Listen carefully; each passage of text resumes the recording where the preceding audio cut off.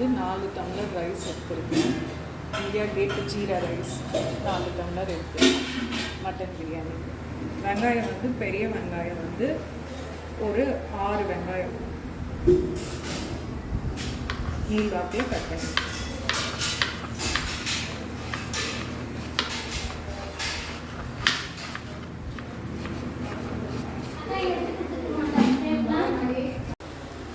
எவ்வளோக்கு 4 டம்ளர் ரைஸ்க்கு வந்து 3/4 கிலோ மட்டன் எடுத்திருக்கேன்.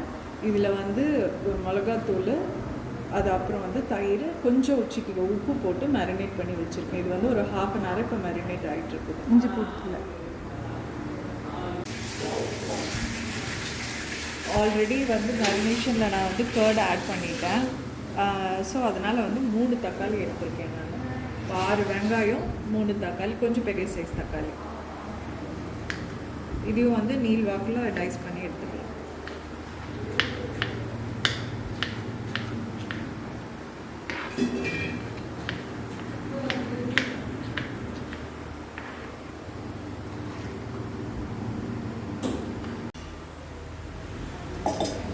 இப்போ நல்லா ஒரு பெரிய குக்கரில் வந்து ஒரு 200 ml சொல்லலாம். பிரியாணிக்கெல்லாம் கொஞ்சம் எண்ணெய் இருந்தால் தான் வந்து டேஸ்ட் நல்லாயிருக்கும்.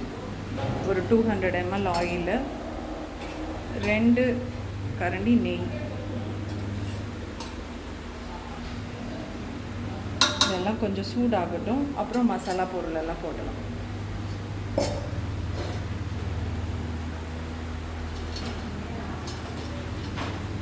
மசாலா பொருள் வந்து ஒரு 4-5 கிராம்பு.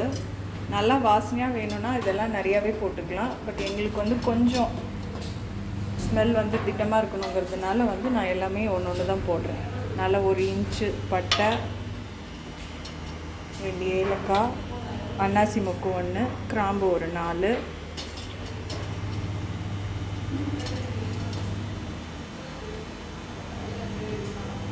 இது வந்து கல்பாசி இஷ்டம் இருந்தால் போடலாம். பட் ஆனால் ரொம்ப ஸ்மெல் வந்து ரொம்ப நல்லாயிருக்கும்.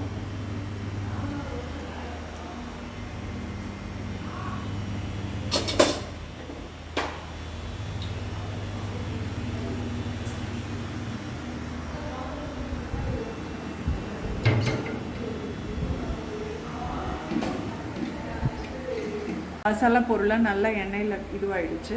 ஸோ இப்போ நம்ம இந்த வெங்காயத்தை போட்டுடலாம்.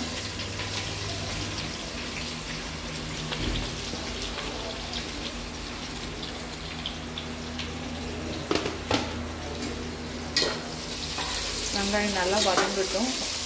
மூடி போட்டு கூட வதக்கிக்கலாம். நல்லா வெங்காயம் சட்டுன்னு சாஃப்டன் ஆகிடும்.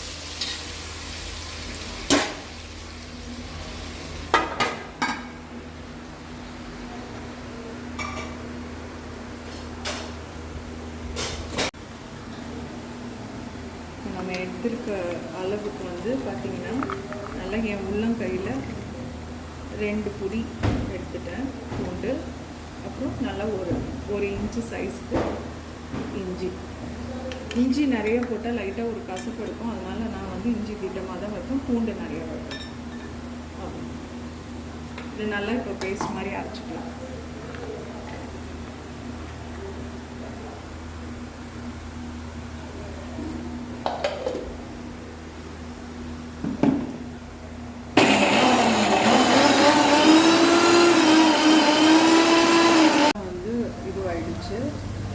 ஸோ இப்போ வந்து தக்காளி போட்டுக்கலாம். தக்காளி போட்டு சாஃப்டன் ஆனதுனால இஞ்சி பூண்டு பேஸ்ட் போட்டுக்கலாம்.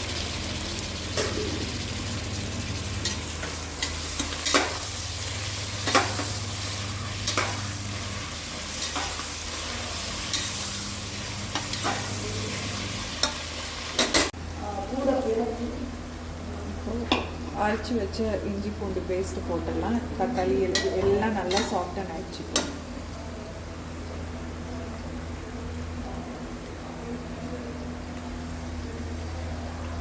இஞ்சி பூண்டு பேஸ்ட் வந்து நல்லா பச்சை வாசம் போகிற வரைக்கும் வதக்கிட்டு அதுக்கப்புறமா மட்டன் போட்டுக்கலாம்.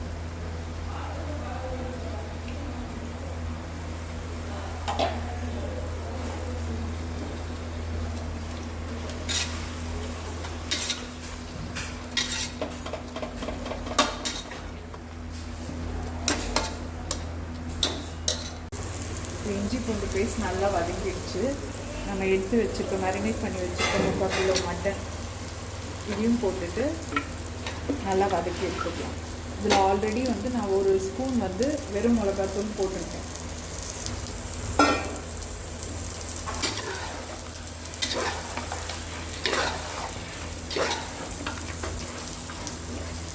இது வதக்கும் போதே நல்லா ஒரு அரைக்கட்டு கொத்தமல்லி, சும்மா ஒரு 4 புதினா எல்லாத்தையும் போட்டு அரிஞ்சு நல்லா போட்டு இதோடவே வதக்கிடலாம்.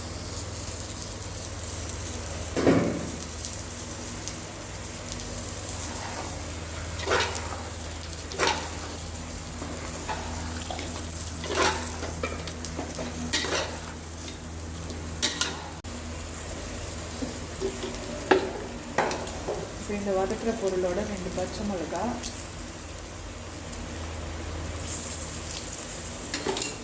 பிரியாணிக்கு தேவையான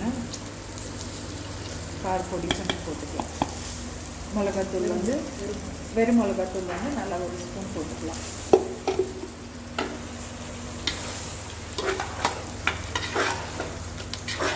பிரியாணிக்கு வந்து வெறும் மிளகாத்தூள் போட்டால் தான் நல்லாயிருக்கும், குழம்பு மிளகாத்தூள் போடக்கூடாது. நல்லா மிக்ஸ் ஆகட்டும்.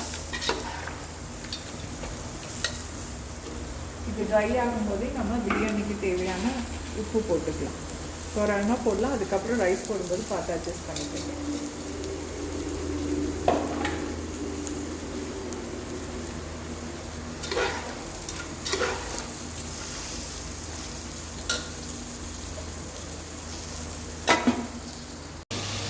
இப்போ வந்து மட்டன்லேருந்து நல்லா எண்ணெய் பிரிஞ்சு வருது. இப்போ நான் வந்து 4 டம்ளர் ரைஸ் எடுத்துருக்கேன்னு சொன்னேன் இல்லையா, அதில் 1 டம்ளர் தண்ணி ஊற்றி மட்டனை வந்து விசில் போட்டுட போகிறேன்.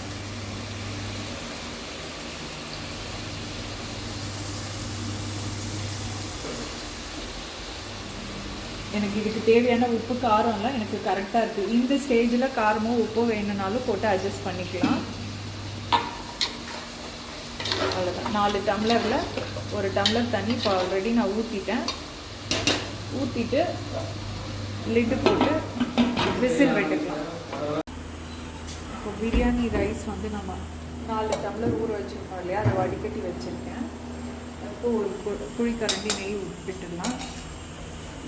இப்போ இந்த அரிசியை வந்து இந்த நெய்யில் வதக்கி எடுத்துடலாம்.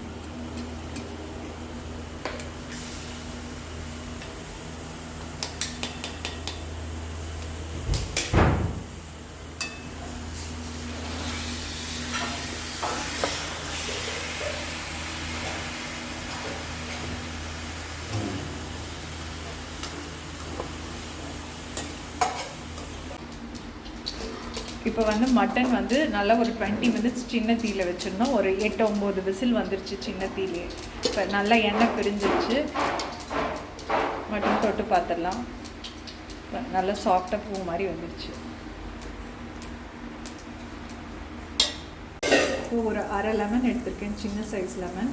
அதை ஸ்குவீஸ் பண்ணிக்கலாம். இந்த ஸ்டேஜில் உப்பு காரம் எல்லாம் தேவையானதெல்லாம் பார்த்து அட்ஜஸ்ட் பண்ணிவிட்டு ரைஸ் கொட்டிடலாம். இப்போ வந்து ரைஸ் ஆட் பண்ணிடுறேன். நான் நெய்யில் போட்டு வதக்கி வச்ச ரைஸ் இதில் ஆட் பண்ணிக்கிறேன்.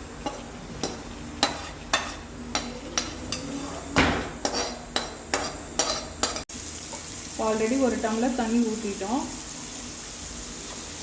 2 3 இனி ஒரு 3/4 டம்ளர் ஊற்றிட்டு, ஏன்னா மட்டன்லேருந்து தண்ணி ரிலீஸ் ஆகிருக்கும்.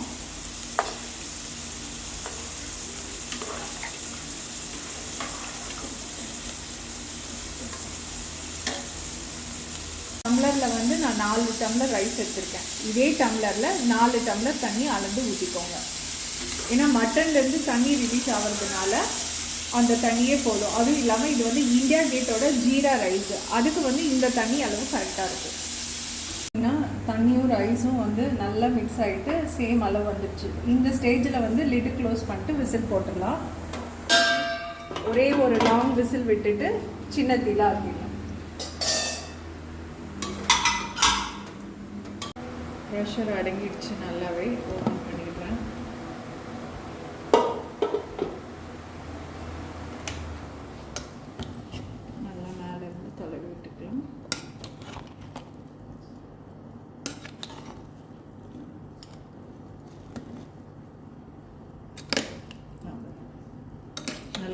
உதிரியாகவே இருக்குது, உங்களுக்கு ரைஸ் பார்த்தாலே தெரியும். வந்து பார்த்திங்கன்னா இப்போ நான் வந்து பெரிய தீயில ஒரே ஒரு விசில் விட்டுட்டேன். அதுக்கப்புறம் ஒரு 7 மினிட்ஸ் சின்ன தீயில வச்சுட்டு ஆஃப் பண்ணிட்டேன். ஒரு ப்ரெஷர்லேயே ஒரு 5 மினிட்ஸ் இருந்தது, அப்புறம் ரிலீஸ் பண்ணியாச்சு. அப்போ உங்களுக்கு இந்த மாதிரி உதிரியாக நல்லா கிடைக்கும், குழையாமல் நல்லா கிடைக்கும். பீஸும் வந்து ஆல்ரெடி நம்ம ஒரு 20 மினிட்ஸ் வேக வச்சதுனால பாருங்கள் இல்லை அப்படி பூ மாதிரி இருக்குது பீஸு.